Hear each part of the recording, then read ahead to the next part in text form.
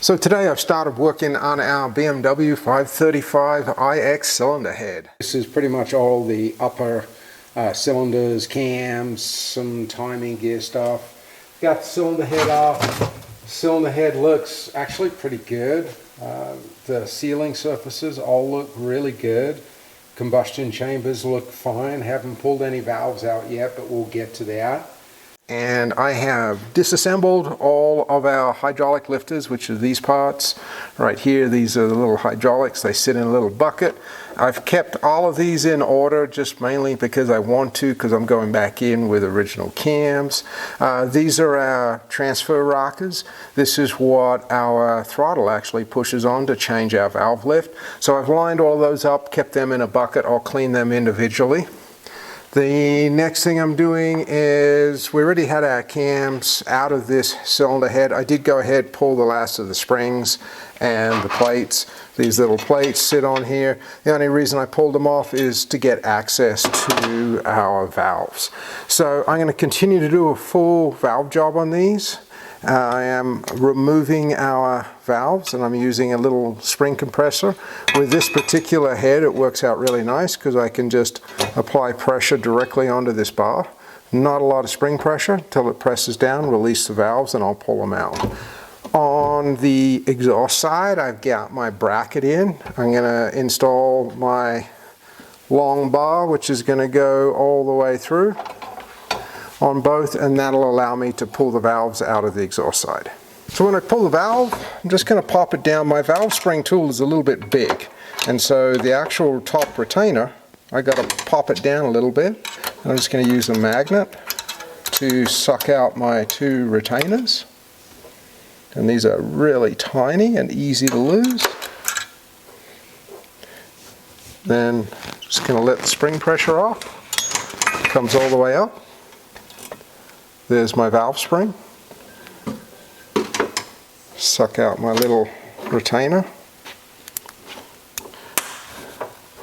Sit them over here. I already got one valve out. And there's my collets. Then to get the actual valve out, I'm just going to roll the head on the side. Give it a little push, and out comes my valve. Now with these, I don't really care if they stay in order or not, because by the time I clean everything, resurface all of my valves, it won't matter anyway because they'll be going onto freshly cut seats.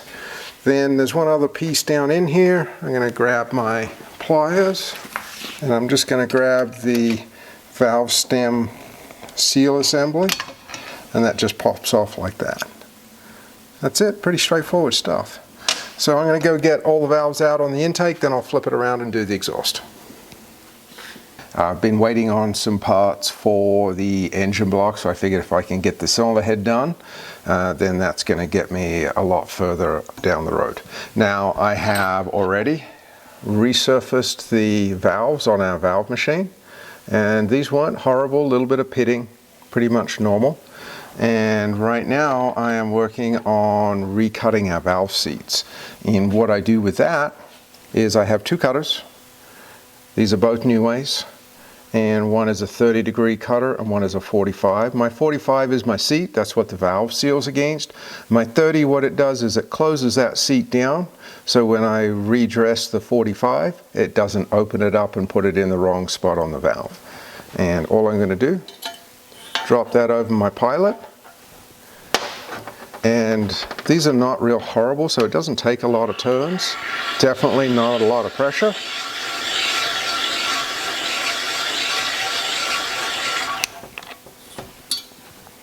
Okay, there's my 30, and you can see that it's just cut the very top part of that seat. And now once I've closed the seat down a little bit, I'm going to put my 45 on top.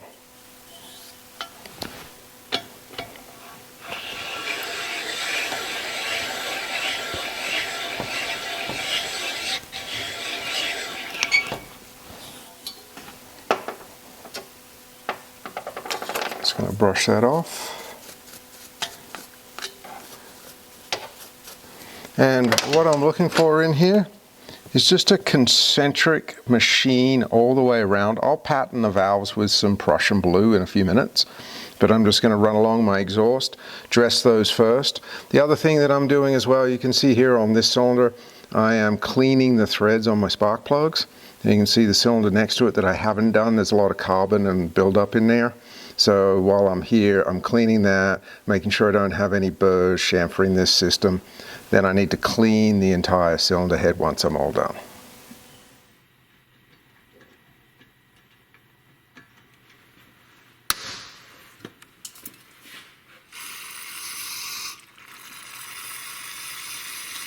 So I finished cutting all of my exhaust valve seats, and before I move on, I'm just going to pattern up the valves with some Prussian blue. And what I'm looking for is I want to see my valve seat kind of right in about this range on the valve. I don't want it too high and I don't want it too low. If it is too high, so that means it patterns off the end of the valve, it means I need to close that down with that 30 degree a little bit more. If it patterns right down here, then it means I need to use my 45 degree, open it up a little bit and still close the top to narrow the seat. So now I'm just going to take some of my Prussian blue. Don't need a lot of it. Just going to coat my valve.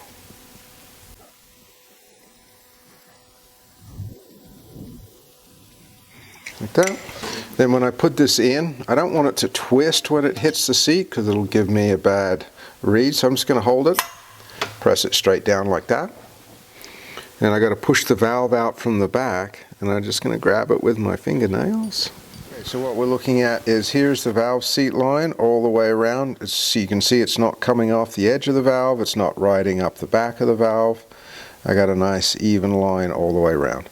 So I'll go ahead and check all the rest, then I'm going to flip it over and cut the intakes, do the same thing.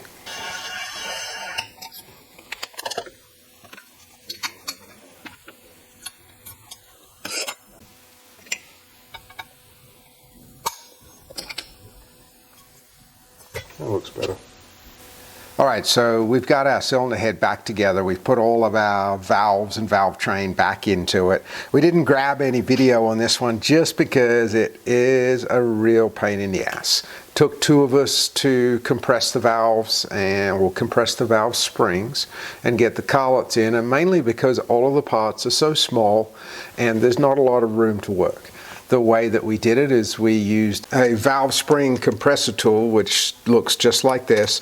On the intake side, we were able to use this bridge, and basically what happens is we bring it in, sits on top of the valve like that, and then you push down and that compresses the valve spring. You can get your retainer and collet in. Across this side I have a metal bar that goes in with some brackets that bolt to the head. Same thing, it's just very cramped, very slow and tedious work to get all the valves in.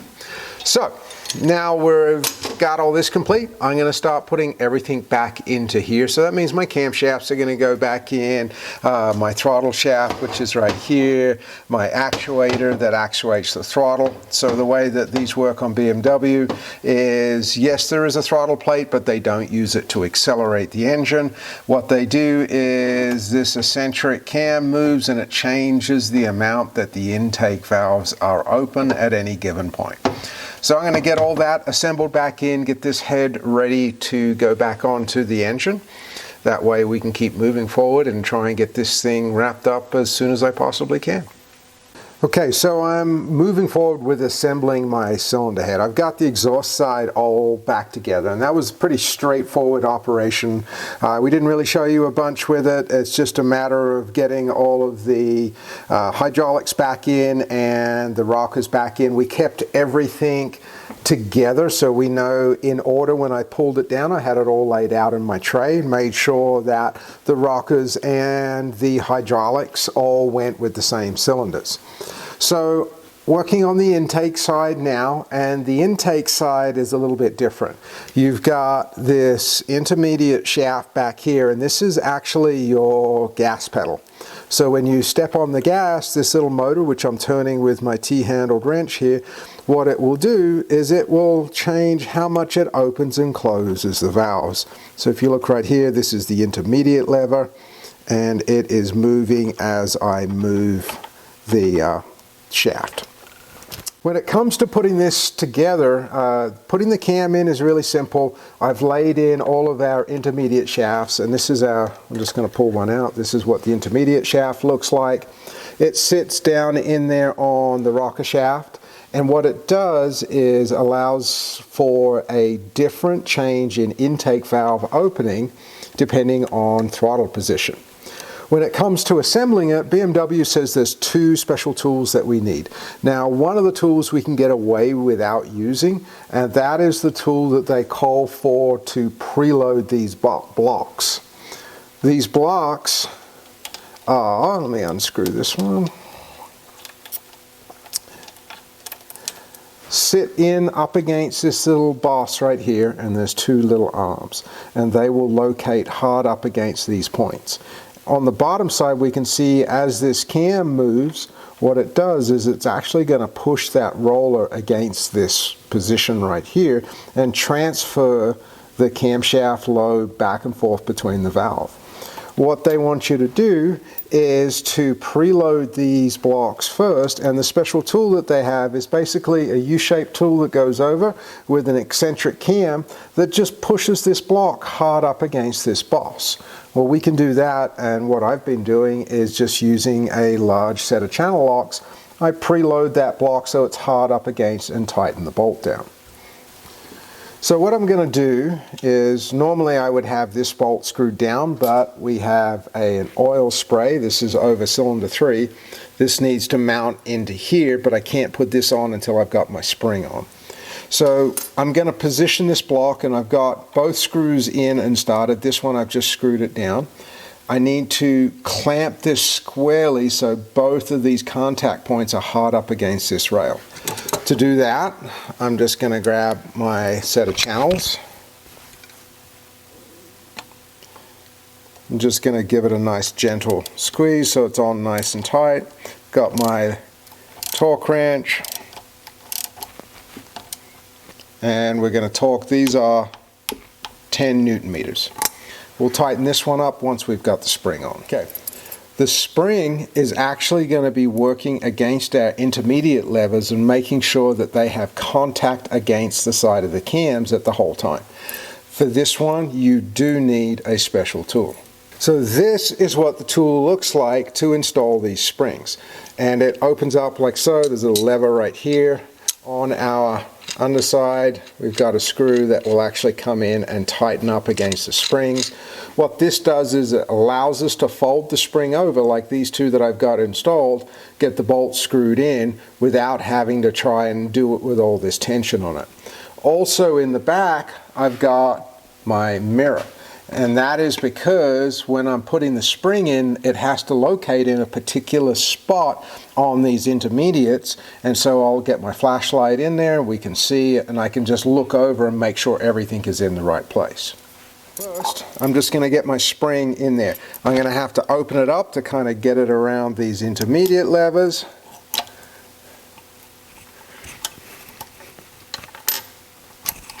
Like so. And then it's just going to sit up on these little cutouts right there. So once I've got it sitting right here, I'm going to undo that tool.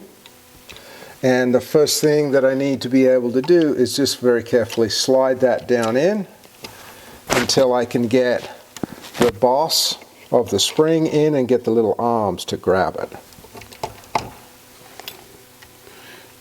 Not sitting all the way down. Like that. Okay, the other thing I want to make sure is this leg right here is that there's a little groove that holds the spring, and we want to make sure the spring is in that groove. Then I'm just going to close these up until it locks, like that. Feed it up and over, and it's got a hole in the top so I can get my bolt in and started. So this is the spring that I'm working on right now. And we can see over this side how the spring is in the rocker, but on this side it's not. And that's why I have my mirror down here. So I can adjust that position. Okay. So there's the spring that is not in. And if we look on the other side, that one is in place. So I need to move that spring over right there to get it into the rocker arm.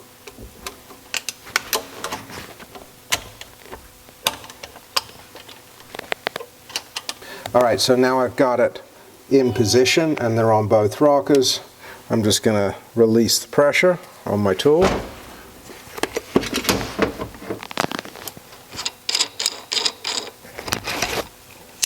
Take that out. Now I just nip that down. I need to tighten it. It tightens to 10 Newton meters.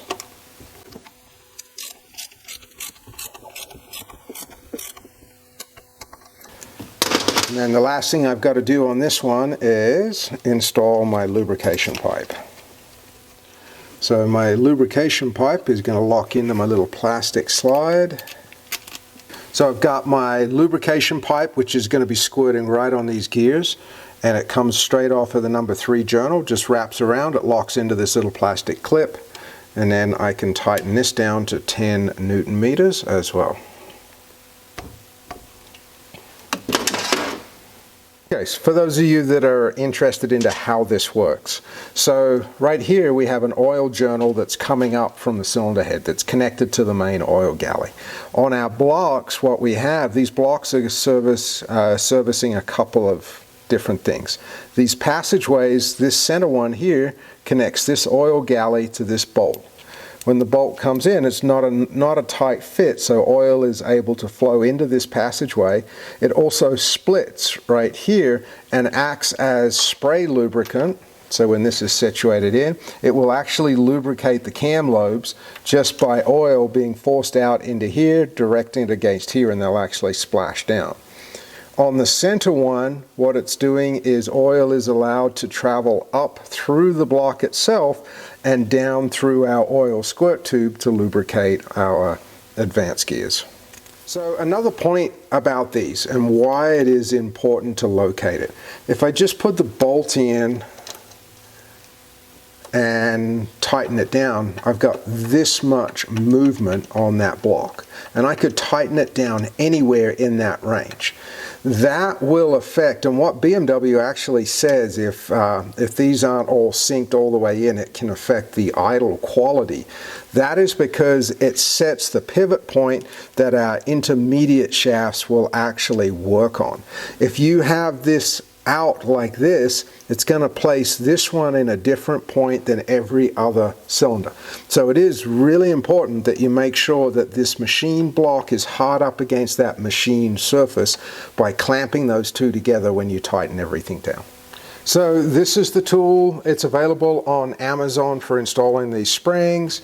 We will put a link in the description. It's not real expensive. I want to say it was about $120, and certainly money well spent. Definitely cannot put the cylinder head back together without it.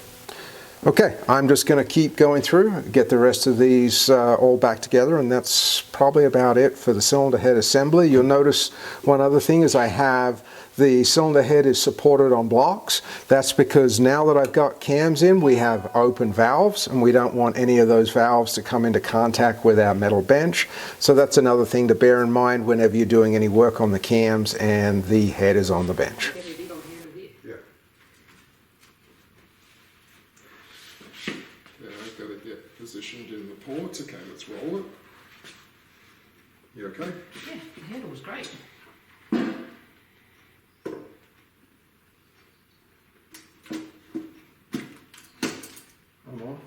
Alright, so I have the cylinder head sitting on. It took 2 of us to put it on. This thing weighs about 85 pounds when it's all assembled.